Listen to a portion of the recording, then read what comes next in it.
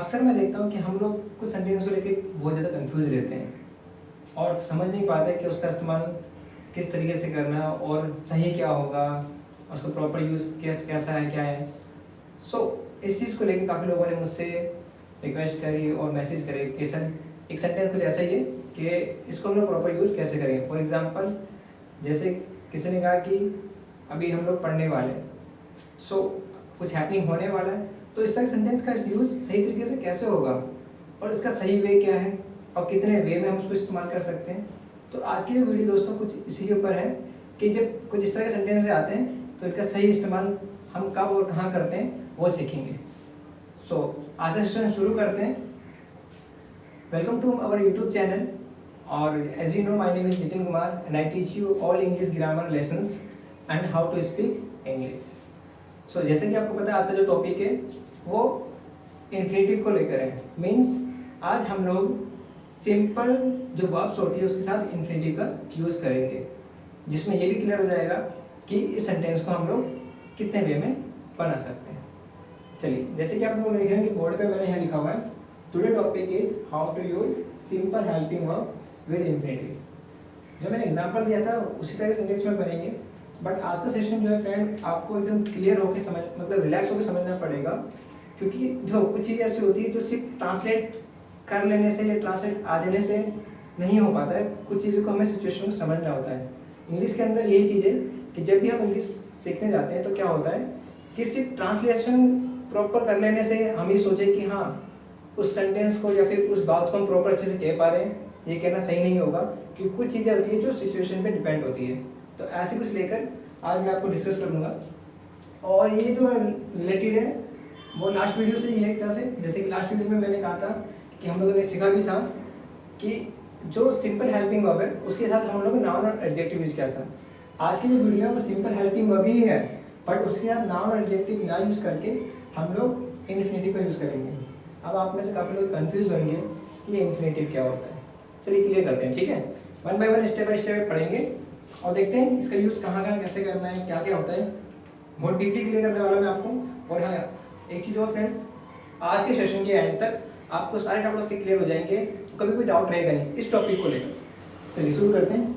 जैसे कि मैंने आप देख रहे हैं यहाँ पर मैंने लिखा है present, past and future, already लिख दिया है। अब आपको एक चीज़ क्लियर हो गया होगा कि जो आज हम यूज़ करने वाले उसको हम 3 वे में यूज़ करते हैं। जैसे ना प्रेजेंट, पास्ट एंड फ्यूचर कैसे करेंगे वो भी देखते हैं। बट बिफोर स्टार्ट मैं पहले क्लियर कर दूँ कि इन्फिनेटिव क्या होता है ना गाइस। होता क्या है, सिंपल हेल्पिंग वर्ब के साथ लास्ट वीडियो में जो इज एम आर था उसको ना यूज करके अब हम लोग यूज करेंगे मैन वर्ब को। यस फ्रेंड्स, सपोज कीजिए मान लीजिए मैं रूल लिख देता हूं यहाँ पर। रूल लिखा है सब्जेक्ट प्लस में हम लोग को हेल्पिंग वर्ब यूज करनी है। हेल्पिंग वर्ब क्या होती है मैं ऑलरेडी अपनी लास्ट वीडियो में बता चुका हूं आप लोगों को। देन उसके बाद हम लोग यूज करेंगे इन्फिनेटिव का।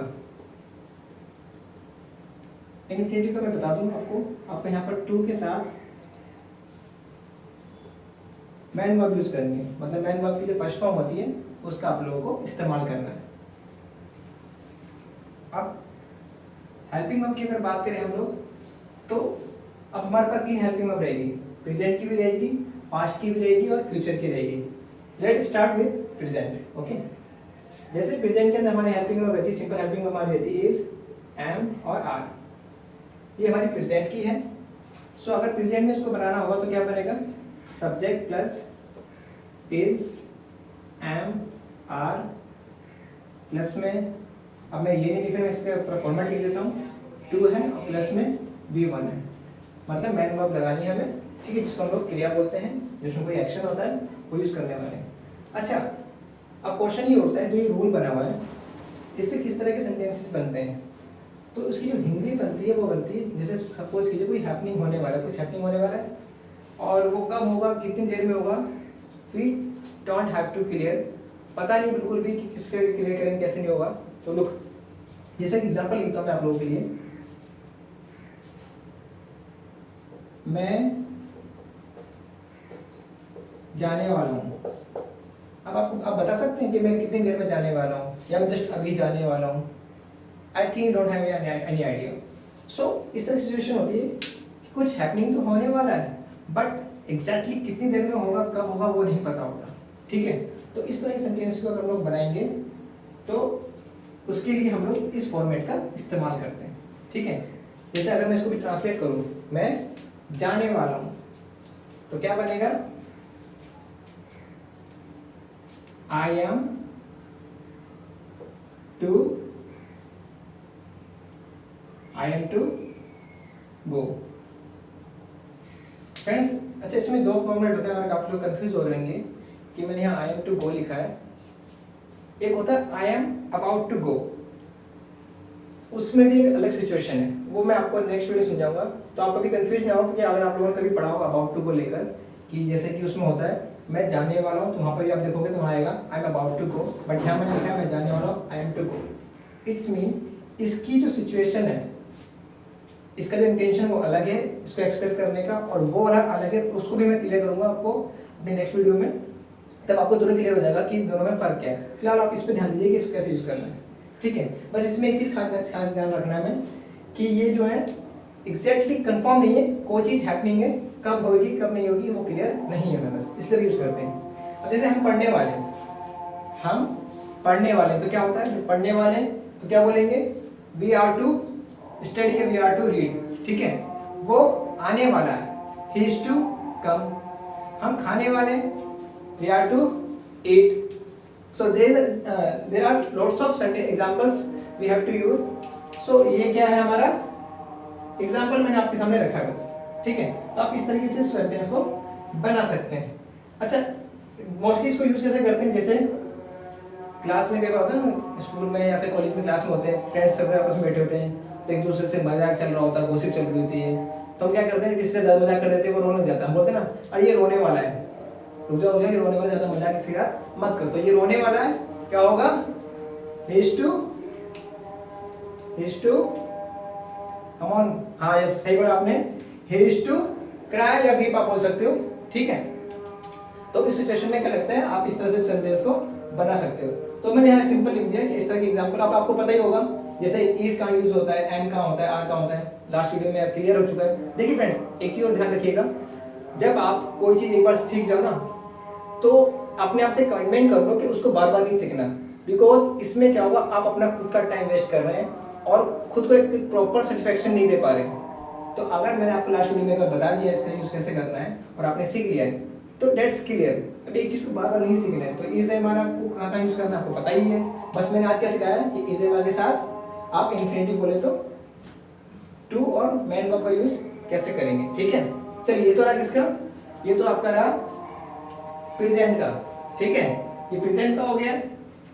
अच्छा एक एग्जांपल और देता हूँ अगर कंफ्यूजन हो तो, जैसे आप अपने फ्रेंड के घर पे गए, वो काफी दिनों से कहीं घूमने गया हुआ है, आप एक आंटी सुरेश है, अब उसकी मम्मा कह रही है कि बात तो मेरी उससे हुई है लेकिन वो कुछ दिनों में आने वाला है, मतलब वो आने वाला। अब ऐसा तो नहीं झट वो आ जाएगा, है ना, तो क्या होगा उसमें एक इंटेंशन है कि हाँ वो आने वाला, कल आएगा परसों आएगा, बट कुछ दिन में वो आने वाला है, तो होगा ही इज टू कम। तो इस तरह सेंटेंस जिसमें क्लियर ना हो कुछ हैपनिंग कब होगा, बट इतना कि वो होगा, तो उस चीज में क्या करेंगे हम लोग, इस तरह के सेंटेंस को यूज करेंगे। अब बात करते हैं पास्ट की। पास्ट फ्रेंड्स और भी आसान है, जैसे कि आपको पता है पास्ट में क्या होता है, पास्ट में हमारे पास दो हेल्पिंग वर्ब होती है ना, कौन कौन सी, लास्ट वीडियो में बताया था ना मैंने, was एंड वर, एग्जैक्टली। और ये तो बहुत आसान है कि हमें was का यूज सिंगुलर के साथ और वर का यूज प्लूरल के साथ करना है। ओके, सो लुक, was का वर का क्या करेंगे हम लोग, यहां पर करेंगे, मतलब कि आप इसकी एग्जांपल की जगह पर क्या कर सकते हैं, था कर सकते हैं, मैं जाने वाला था या वो आने वाला था। जैसे होता है कई बार बोलते नहीं है, जैसे मान लीजिए कोई दोस्त हमें काफी कोई हम लोग सेलिब्रेट कर रहे हैं और किसी दोस्त को फोन करना हम लोग भूल गए, वो अचानक घर पे आ जाए, बोले यार तुम लोगों ने मुझे फोन नहीं किया, तो हम लोग क्या बोलते हैं, यार सॉरी यार मैं तुझे फोन करने वाला था। तो क्या होगा उसमें हम लोग क्या करेंगे, I am to call you. ठीक है, तो उसमें होगा करने वाला था, अब कितने लोग करने वाला था, नहीं करने वाला, डजंट क्लियर, मतलब क्लियर नहीं बस वो करने वाला था, तो I am to call you. ठीक है, तो यहाँ पर आप क्या करेंगे, sorry I was to call you, करने वाला था तो वहाँ वॉज आएगा। तो लुक, जैसे मैं लिखता हूँ यहाँ पर, मैं कॉल करने वाला था, आई was to call you. Okay, तो ये पास्ट का हो गया, बहुत सिंपल है फ्रेंड्स। आप एक बार प्रैक्टिस करोगे तो आप इसकी तो बार प्रैक्टिस करोगे तो अपने आप आ जाएगा, बहुत सिंपल है। सिर्फ ये ध्यान रखना है कि हमें मैन वर्ब का यूज करना है। ओके, तो इसे मान हो गया, बहुत बार मैंने बता दिया, ठीक है। अब जैसे कि तुम मुझे बताने वाले थे, अब मान लीजिए कुछ चीजें आपने कुछ चीज आप परचेज कर ली, ठीक है, बिना पता अपने फ्रेंड को भी, तो क्या बोलते हैं, तुम मुझे बताने वाला था लेकिन तूने बिना पता ले लिया, ठीक है। तुम मुझे बताने वाले थे तो क्या होगा, you were to inform me, you were to tell me, कुछ भी आप इसको बना सकते हो। यहाँ पर वर का यूज हो जाएगा, you were to tell me, आप मुझे बताने वाले थे। ओके, सो पास्ट में भी इस तरह से कर सकते हो, फ्यूचर में भी ऐसे होगा। जैसे कि मेरा दोस्त है, उससे मेरी बात हुई है, वो आजकल में आने वाला होगा, ठीक है। तो उसमें आपके यहाँ होगा होगा लग जाता है, कुछ नहीं है, ठीक है। फ्यूचर में वो आने वाला होगा। अब यहाँ पर हमारे पास आपको पता है फ्यूचर में हमारे पास दो हेल्पिंग वर्ब होती है, बताया मैंने आपको कौन सी होती है। एक होती है हमारे पास shall be and will be, right friends. Shall be होती है, विल बी होती है, ठीक है। So shall be will be में क्या करेंगे हम लोग, सिर्फ शैल का यूज काम करते हैं हम लोग आई और बी के साथ, और विल का यूज करते हैं बाकी अदर्स के साथ, ठीक है। अब इसे मान लीजिए मेरा दोस्त आने वाला होगा, my friend shall be to come, my friend shall be to sorry will be to come. Okay, वो घर पहुंचने वाला होगा। अब एक केस करें, घर पहुंचने वाला होगा, तो यहाँ करेंगे he will be to reach his home, ठीक है, वो अपने घर पहुंचने वाला होगा। तो आप इस तरह से इसको भी बना सकते हो। अब एग्जांपल में इसका बनाया तो आपके लिए फ्यूचर का, जैसे यहाँ लिख दिया हम लोगों ने, he will be to reach his home. Okay friends, so आप इस चीज को ध्यान रखें कि आपको शैल बी और विल बी का यूज कहां पर कैसे करना है, ठीक है। आई के साथ और बी के साथ शैल बी और बाकी के साथ will be. Okay, so present में आपको मैंने एग्जांपल दे दिया, पास्ट में दे दिया, फ्यूचर में दे दिया। तो आप इस तरह से इस फॉर्मेट को यूज कर सकते हैं कि आप सिंपल हेल्पिंग वर्ब है इंफिनिटिव का यूज करते हैं इसके साथ। तो क्या होता है, देखिए फ्रेंड्स, एक सबसे अच्छी ट्रिक बताता हूँ मैं आपको याद करने की, इसको मतलब इसको हैबिट में लाने की कि आप इस कॉन्सेप्ट को याद कैसे रख सकते हैं। तो देखिए, जैसे कि आपको पता है कि चलिए सपोज कि यहाँ लिख देता हूँ, जैसे कि अब लास्ट वीडियो में बताया था कि आई एम, मैंने लिख दिया यहाँ पर आई एम स्टूडेंट। अब आपको क्या करना है, कुछ नहीं करना। ये कौन सी नाउन एडजेक्टिव यूजर है, हेल्पिंग वर्ब सिंपल चल रही है, लेकिन मैं क्या करता हूँ, इसको हटा देता हूँ, नाउन एडजेक्टिव हटा के मैन वर्ब यूज कर देता हूँ।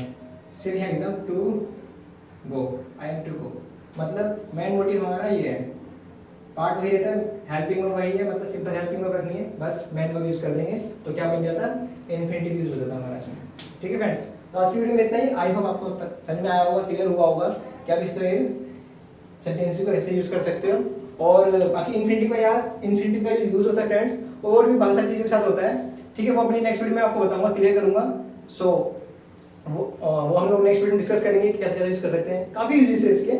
सो फिर भी अगर कोई डाउट रहेगी आप लोगों को, कोई क्वेरी रह गई हो, और अगर आप चाहते हो कि मैं किस टॉपिक पे आपकी वीडियो बनाऊं, सो आप कमेंट बॉक्स में कमेंट कर दीजिए, मैं पूरी कोशिश करूंगा कि उस पर मैं आपको वीडियो बनाऊं और आपके सारे डाउट्स क्लियर कर सकूं। So see you, we will meet in next video, bye bye, take care.